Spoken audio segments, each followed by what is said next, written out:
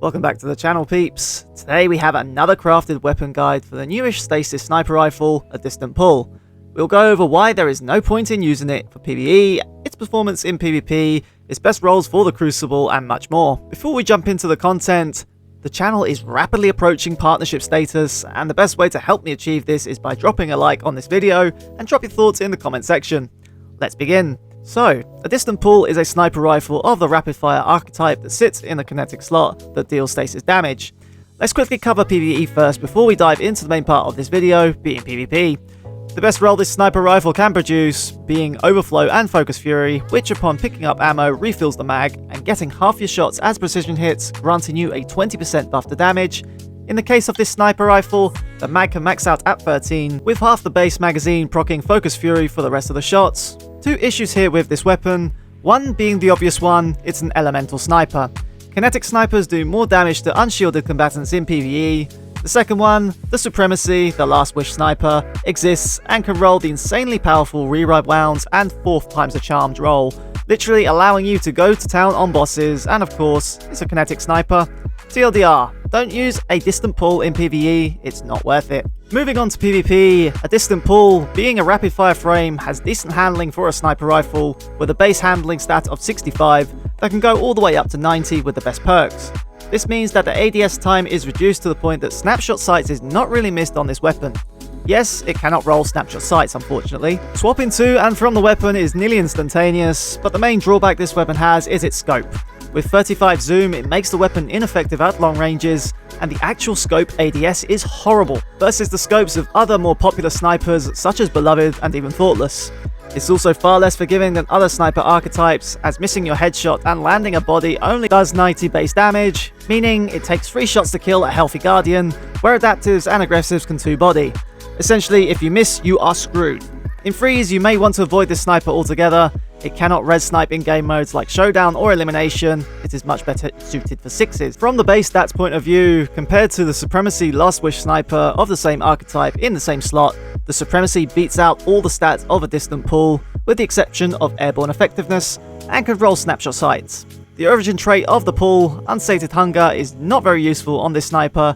Burning all abilities grants buffs to reload, stability and handling, and for snipers, handling and range are the only stats worth boosting, and in the case of the pull, with its best roll, it already has a very high handling stat, so the origin trait is kinda wasted on this weapon. With the overview out of the way, let's discuss the perks it can roll, and I'll walk you through what is my personal god roll. Remember, god rolls are subjective to the user, drop a comment on what yours is.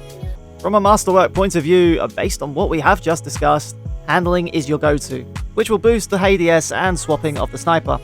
The first column is straightforward. Fluted Barrel, which is the final perk to unlock on here, grants a massive handling boost on top of range that will allow the sniper to hit that 90 handling stat.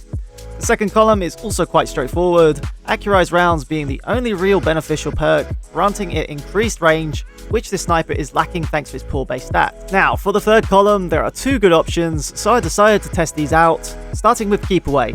Keep Away grants increased range, reload, and accuracy when no guardians are close by. This sniper already has a poor range stat, and when the perk activates, it grants a total of 50 range, which is still not really great. The bonus accuracy is not noticeable on this weapon either, therefore do not select Keep Away. After testing this perk, I tested Moving Target, and oh boy, the difference is night and day. Moving Target grants increased aim assist, which goes up to 82, and movement speed when aiming down sights.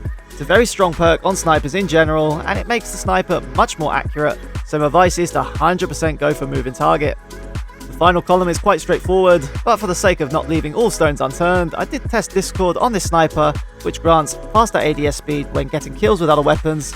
It's not very noticeable on this sniper, and takes the pull away from the fact that having opening shot slotted grants the weapon 100 aim assist when drifting with ADS, meaning this can hit headshots even by accident. It turns this weapon into a menace, hitting shots that it shouldn't have any business hitting. Shall we do a quick recap? For your god roll in PvP, you want the following: Handling Masterwork, paired with Fluted Barrel in the first column for 90 handling, Accurized Rounds in the second for the range boost, the third column is reserved for Moving Target, and finally, Opening Shot, which will grant that 100 aim assist when laning. On paper, this sniper sounds great, right? Oh, would you use it though? No, not really. Despite the aim assist, it feels slightly inconsistent, The scope on it is just horrible, and the archetype can put you off sniping in competitive game modes due to the lack of res snipe. There are far better snipers out there, including Beloved, Thoughtless, Blight of the Fox, just to name a few.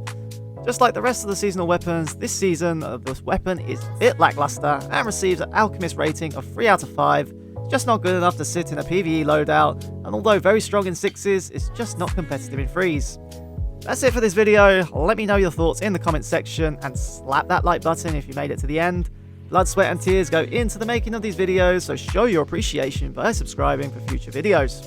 Talking of that, next up, the most fun Arc Warlock build I've used this season, featuring Vesper Radius.